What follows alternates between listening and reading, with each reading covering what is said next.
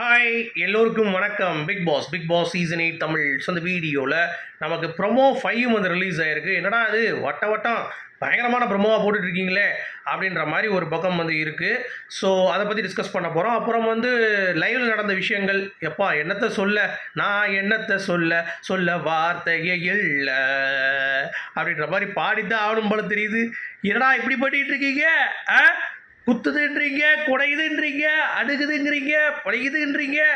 எப்பா சாமே. ஆனால் மஞ்சரி, சாச்சனா மற்றும் தர்ஷிகா ஈவில்னா இவங்க தாண்டா ஈவில் அப்படின்ற மாதிரி என்னாலும் பண்ணுவாங்க போல தெரியுதே. ஆத்தாடி ஆத்தா அப்படின்ற மாதிரி தான் இருக்குது. So it's season reminded me of the golden days of season 2. Dharshika reminded me of Aishwarya Datta.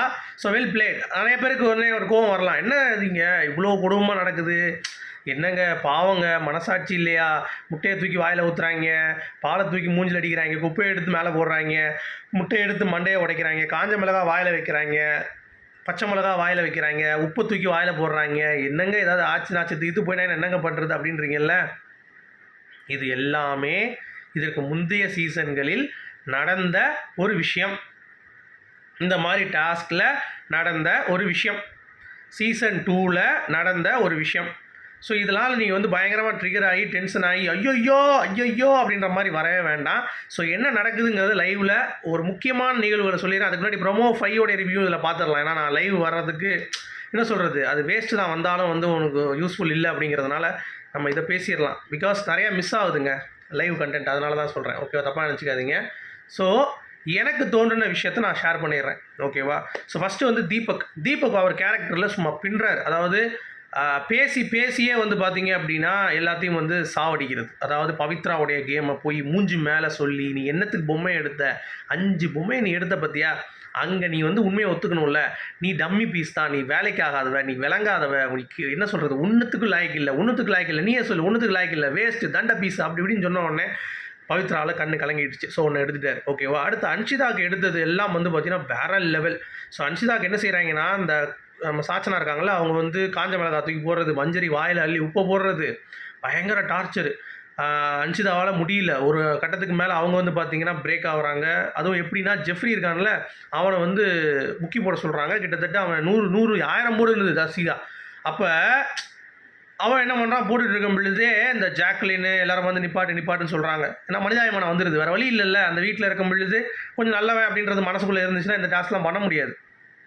அப்போ இந்த கேமுக்கு வந்து நீங்கள் போகவே கூடாது அப்படிங்கிற மாதிரி தான் நான் சொல்லுவேன். இப்போ பிக் பாஸுக்கு வந்து நீங்கள் போகணுன்னு ஆசைப்பட்டீங்க அப்படின்னா, இப்போ யாராவது போகணுன்னு ஆசைப்பட்டீங்கன்னா, நான் நல்லவன், நேர்மையானவன், எந்த ஒரு கேஸும் இல்லாதவன் அப்படின்னா நீங்கள் உள்ளே போவதற்கு தகுதி இல்லாதவன் நினச்சிக்கோங்க, சரியா. கேஸ் வாங்கணும், உங்களுக்கு மனம் வந்து வலிக்கக்கூடாது, செத்து போயிடணும், மனசு வந்து கல்லாயிடணும், அப்படிப்பட்ட ஒரு நபராகத்தான் இந்த பிக் பாஸ் வீட்டில் உள்ளே போய் சர்வே பண்ண முடியும் அப்படிங்கிறது தான் வந்து பாயிண்ட். அதை வந்து நாம் புரிந்து கொள்ள வேண்டும் அப்படிங்கிறது தான். ஏன்னா இது வந்து நீங்கள் எப்போனாலும் சொல்லலாங்க, பல ஆங்கிளில் சொல்லலாம். ஏன்னா சீசன் 2ல் வந்து பார்த்தீங்கன்னா ராணி மகாராணி டாஸ்க்னு ஒன்று கொடுத்தாங்க. அதில் ஐஸ்வர்யா தத்தா வந்து பார்த்திங்கன்னா பயங்கரமாக செஞ்சாங்க. குப்பையை தூக்கி மூஞ்சில் கொட்டினாங்க, தாடி பாலாஜியோடைய தலையில். அப்புறம் அந்த இன்னொரு டாஸ்க்லாம் இருக்குது, அந்த கையில் வந்து ஈரத்துணியை கட்டிட்டு பஸ்ஸரை வந்து கீழே விழாமல் வலிக்காமல் இருக்கிறதுக்கு, அப்புறம் மிளகாத்தூளை போடுறது, சட்டையை கட் பண்ணி கிழிக்கிறது, யாஷிகாவுடைய சாரியை கிழிக்கிறது, இந்த மாதிரி ஏகப்பட்ட விஷயங்கள் நடந்தது, சரியா. ஸோ அதையெல்லாம் வந்து பார்த்துட்டு கொஞ்சம் மீறி ரூல்ஸ்லாம் கொஞ்சம் பிரேக் பண்ணாமல் விளாடுங்க அப்படின்னு சொல்லி கமல் சார் வந்து பார்த்திங்கன்னா ரொம்பலாம் அடிக்கலை போய், சரியா. நீங்கள் வந்து விளாட்றீங்க, கொஞ்சம் கவனமாக விளாடுங்க அப்படின்னு தான் சொன்னாரே தவிர, போய் ரொம்ப ஓவராக போய் நீ எதுக்கு அடி பண்ண, அதெல்லாம் பண்ணக்கூடாது அப்படின்லாம் சொல்லவே இல்லை. ஏன்னா இதில் கேரக்டர் வந்து ஈவில். ஸோ ஈவில்ங்கிறது இறக்க குணம் இல்லாதவன், மைண்டில் எது தோன்றாலும் செய்பவன் அப்படிங்கிறதுனால தர்ஷிகா பண்ணுறது 100% ரைட். இது எந்த ஒரு மாற்றுக்கிறதும் நம்ம சொல்லவே முடியாது, நீங்கள் தப்புன்னு சொல்லவே முடியாது. இது கேமு, ஈவில்லாம் அப்படி தான் யோசிப்பாங்க. என்ன பண்ணுறது, நீங்கள் அறுத்து கூட தள்ளிடலாம், அவ்வளோதாங்க, அதுதாங்க கேமு. ஈவில்லாம் இறக்கம் பார்க்கவே மாட்டாங்க அப்படின்ற கேரக்டர். அதுலேயும் ஒரு மனசாட்சி வச்சு கொஞ்சம் பண்ணுறாங்க. இப்போ தீபக் பண்ணுறதா இருக்கட்டும், அப்புறம் வந்து இந்த முத்துக்குமரன் பண்ணுறதா இருக்கட்டும், முத்துக்குமரனும் ரொம்ப பயங்கரமான ஸ்லோவான ஒரு டெவிலாக இருக்கார். சத்யா கிட்டே போய் அருண் பண்ணுறதா இருக்கட்டும், இந்த மாதிரி சின்ன சின்ன விஷயங்கள் பண்ணுறாங்க, அவங்கள போய் மனதால் உடைக்கிறது, சரியா. தீபக் வந்து கொஞ்சம் ஹார்ஷாக உடைக்கிறார், இவங்க வந்து மனதால் உடைக்கிறார். அப்புறம் இப்படியெல்லாம் உட்கார வைக்கிறாங்க, ஒரு மாதிரி வி ஷேப்பில் அப்படி உட்கார வைக்கிறது. அதெல்லாம் வந்து பார்க்கும்போது நமக்கு வந்து ரொம்ப பாவமாக இருக்குது, என்னடா அது இப்படிலாம் வந்து இருக்காங்களே அப்படின்ற மாதிரி. பட் இருந்தாலும் டாஸ்க்கு பண்ணி தான் ஆகணும். ஒரு கட்டத்துக்கு மேலே அன்ஷிதா டென்ஷன் ஆகிட்டு வந்துடுறாங்க. ஜெஃப்ரியை வந்து இது பண்ணி விட்டுறாங்க. உடனே தர்ஷிகா வந்து ஏதாவது பண்ணுங்கடி அப்படின்ட்டாங்க போய். சரியா, அன்ஷிதா அதுக்கடுத்து ஒரு பெரிய பிரச்சனை, நான் வெளியே போகிறேன் என்னை விட்டுருங்க அப்படி இப்படின்னு சொல்லிட்டு கொஞ்சம் டென்ஷன் ஆகுறாங்க. பட் அதுக்கு மேலே ஒரு ட்ரைனிங் பாயிண்ட் இருக்குல்ல, அதுக்குள்ளே தான் இருக்காங்க. பயங்கரமாக இன்னும் ஆகலை, வெடிக்கலை. ஸோ அவங்க டென்ஷன் ஆகிட்டு வராங்க. அப்புறம் வந்து சரி ஓகேன்னு சொல்லிட்டு தீபக் வந்து சிரிக்க வச்சுட்டு கொஞ்சம் மேட்ச் பண்ணிட்டார். அப்புறம் அவங்க நார்மல் ஆகிட்டாங்கன்னு வைங்களேன். அடுத்து இந்த தர்ஷிகா அண்ட் சௌந்தர்யா ப்ளஸ் ஜாக்லினும் சௌந்தர்யாவும் எதுவுமே பண்ண மாட்டாங்க. அதாவது இந்த டாஸ்க் ஈவில் டாஸ்க் தான், தர்ஷிகா மாதிரி பண்ண வேண்டாம். அட்லீஸ்ட் நீங்கள் தீபக் மாதிரியே ட்ரை பண்ணலாம்ல. இவங்க 2 பேரும் ஒன்றுமே பண்ணாமல் உட்காந்துருக்குது. தர்ஷிகா கடுப்பாயிடுச்சு, ஏமா ஏதாவது பண்ணுமா அப்படின்ட்டாங்க. அவ்வளோதான். ஒன்று நீ எதுக்கு சொல்கிறேன்னு உசுன்னோடனே அதுக்கடுத்து அவங்கள பற்றி நம்ம ப்ரோமோ பார்த்தோம்ல, அதே மாதிரி தான் சண்டை போட்டுட்டு இருந்தாங்க. அப்போ வந்து இதில் உங்கள் ஒப்பை விட நான் பேசுகிறேன்னு சொல்கிறதுக்கு அதெல்லாம் நீ சொல்லாத அப்படின்ற மாதிரி ஒரு அடி.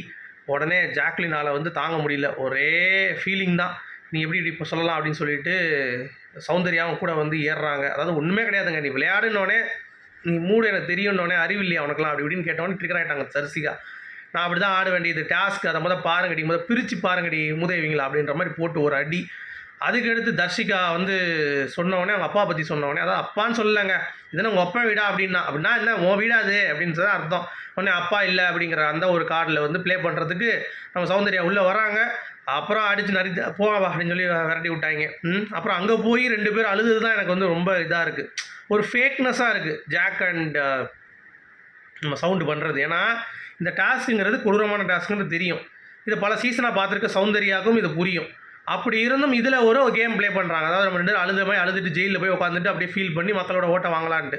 அதான் அருண் கரெக்டாக கண்டுபிடிச்சிட்டான். ஏன்னா அருண் வந்து இந்த பிக் பாஸ் வீட்டை பார்த்து அர்ச்சனா தயார் பண்ணவன் தானே, அதனால் அவனுக்கு ஈஸியாக தெரியும். அவன் உள்ளே போய் சொல்லிட்டு இருக்கான், அவன் ட்ரிகர் பண்ணுறான், ஏமா நீ இப்படி ஆடுறன்னு சொல்லி தர்ஷிகாட்ட அட்வைஸ் பண்ணுறாங்க எல்லாரும் சேர்ந்து, நீ விடு அப்படின்ட்டு. இல்லைங்க நான் அப்பா பற்றி சொல்லவே இல்லை, நான் இவன் ஓரா பண்ணேன். அதே மாதிரி ஜெஃப்ரி என் தம்பி நான் எனக்கு தெரியும்னா, இப்போ அப்போ அன்சிதா உட்காந்துருக்கா, அப்போ அன்சிதா கேட்கவே இல்லை, அவள் ட்ரிகராக வெளியே வரணும் இல்லை, அதுதான் நான் கொடுக்குறேன். அப்போ அவள் வெளியே வருவான்னு நினச்சா, நான் வெளியே வரவே இல்லை, 50க்கு மேலே தாண்டினோட தான் அதுக்கடுத்து வெளியே வரா.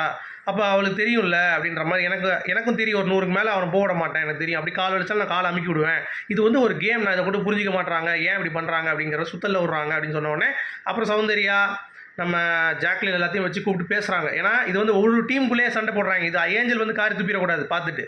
அதனால் அவங்க 2 பேரையும் கூப்பிட்டு வச்சு பேசுகிறப்ப கரெக்டாக வந்து பார்த்தீங்கன்னா பாயிண்ட்டை வச்சு தீபக் வந்து லாக் பண்ணிடுறாரு. அருணும் சொல்லிடுறாரு, இந்த மாதிரி எம்மா இது டாஸ்க்கு, நீங்கள் உங்கள் ஸ்டைலில் ஆடுங்க, அவங்க உங்கள் ஸ்டைலில் ஆடட்டும், யாரும் பண்ணக்கூடாது அப்படிலாம் சொல்லாதீங்க, அவங்கவுங்க என்னென்னா பண்ணட்டும், அவங்கவுங்க கேம், அது இண்டிவிஜுவல் கேம் தான் இப்போ ஆடிட்டு இருக்கோம். ஸோ நீங்கள் வந்து கேம் ஆடுங்கன்னு சொல்லாதீங்க தர்ஷிகான்னு சொல்லிட்டு அவங்களுக்கு ஒரு அடி. இந்த சைடு வந்து பார்த்தீங்கன்னா நீங்களும் வந்து தண்டனை கொடுக்கும்போது எதுவும் தலையிடாதீங்கன்னு சொல்லி இங்கேயும் ஒரு அடி. இப்போ ஓகே தானே, புரிஞ்சிருச்சா கேமு, வாங்க போய் ஆடலாம் அப்படின்ற மாதிரி போய் ஆட போயிருக்காங்க. இவ்வளோ தான் நடந்திருக்கு. ஸோ இதில் எனக்கு என்னென்னா மனிதாபிமானம், மனசாட்சி அப்படின்ற மாதிரி இந்த கேமில் சொல்லவே முடியாது. ஏன்னா இட்ஸ் ஈவில் கேம். இப்போ நீங்கள் ப்ரோமோ 5 பார்த்தாலும் முட்டையாக எடுத்து வந்து பார்த்தீங்கன்னா இவ வாயில் ஊற்றுறாங்க. கிட்டத்தட்ட 9 முட்டையை சாப்பிட்ருவா போல தெரியுது. பவித்ரா வாந்தி வர மாதிரி போய் உட்காந்துட்டா ஓரமாக. உடனே ஜாக்லின் இவங்க வந்து கேட்குறாங்க, தர்ஷிகா என்னம்மா நீ இப்படி இருக்க, நீ இப்படிலாம் ப்ரூவ் பண்ணி நீ ஏஞ்சலாக இருக்கணுமா, உனக்குன்னு ஒரு டிக்னிஃபைடு வேணாமா, அடிச்சு தூக்கி வர வேண்டியதானே வெளியே, ஏன் வந்து இப்போ நடிச்சிட்டு இருக்க இன்னும் உட்காந்து அப்படின்ற மாதிரி தர்ஷிகா வந்து இன்னும் ட்ரிகர் பண்ணிகிட்டு இருக்காங்க. ஸோ மஞ்சரி, தர்ஷிகா, சாச்சனா எக்ஸ்ட்ரீம் லெவலில் விளாட்றாங்க இந்த கேமை. Like Aishwarya Dutta played in season 2.